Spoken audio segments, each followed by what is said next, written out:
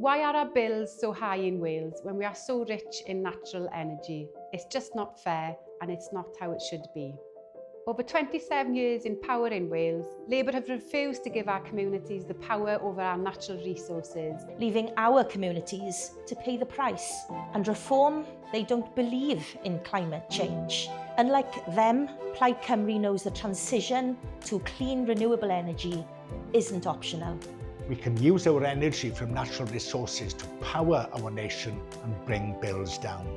All we need is a government ready to realise our ambition and our potential, and a government that will work with communities, not against them. Which is why Plaid Cymru has a plan to unlock Wales's renewable energy potential and make sure communities are empowered and feel the benefit of it. We will create a national energy company to grow community ownership and help reduce bills. And we'll create a Wales Wealth Fund to reinvest the profits into our communities.